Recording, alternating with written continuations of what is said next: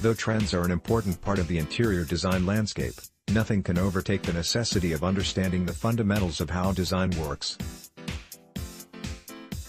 Which is why, today, we're going back to basics. We're about to take a look at why asymmetry is a crucial component of design in our homes.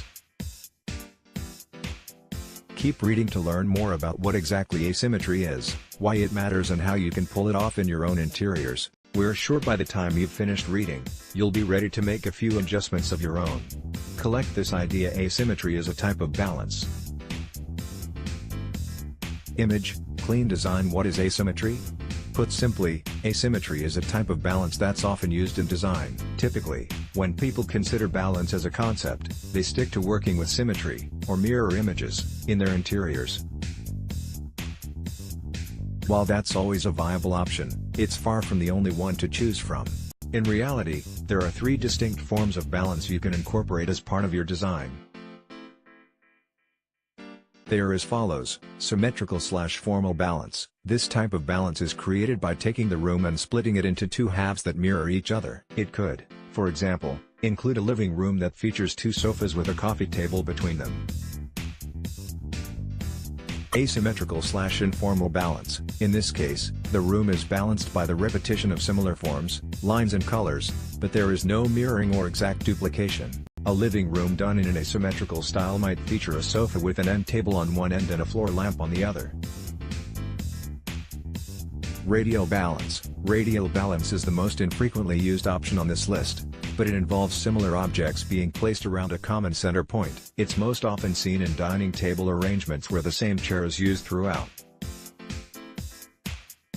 It adds visual interest. Now that you know what asymmetry is, it's important to take a more in-depth look at why people use it in their designs. The most common reason is that it adds more visual interest. Where the repetition of symmetrical arrangements has a tendency to feel monotonous over time, asymmetrical looks keep us on our toes. There's actually a psychological basis for why this occurs. It has to do with the way our brains process information. They aim to pick up on as many patterns and repetitions as possible, so the mirroring effect of symmetrical design makes those rooms very easy to figure out. In asymmetrical spaces, the patterns are less immediately obvious, so it takes our brains a bit longer to process them and ultimately makes them more interesting. Take the picture above as an example. While the room features a consistent color palette, the same number of chairs on either side of the coffee table, and even a symmetrical layout, it was probably the fireplace that caught your eye first, and held it. Asymmetrical elements are a good tool to use when you want to call attention to a feature of your design. It's more casual. Take a second to think of all the mirror images you've seen in interior design. More than likely, the images you're thinking of are stately living rooms that feature double couches or a long dining table with two rows of identical chairs. This rigid duplication of symmetrical design has a tendency to present as more formal and even a little stuffy. In contrast, asymmetrical designs aren't constrained by the same level of perfection. The allowance for differences in their arrangement enables the space to feel a bit more casual, a bit more lived in. As such, asymmetrical designs are often favored in high-traffic areas of the home, such as family rooms and eat-in kitchens. How to pull it off? The last step to becoming a master of asymmetrical design is to know how to apply these concepts in your own home. While there are no hard and fast rules for this one, we do have a couple of suggestions to get started. Make it a focal point. If you're going big with your asymmetrical element, like the fireplace above, make sure it's something that would be a natural focal point and build the rest of your design around it.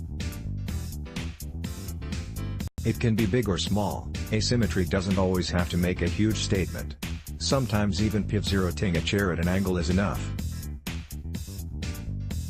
Use odd numbers. Arranging groupings in odd numbers is a great way to utilize asymmetrical design. Remember coordinating elements. When you're going asymmetrical, it's crucial to include a few common threads to help pull everything together. Repeating elements with similar colors, lines and shapes are the way to go. Use your perception. Pay attention to how your asymmetrical elements make you feel.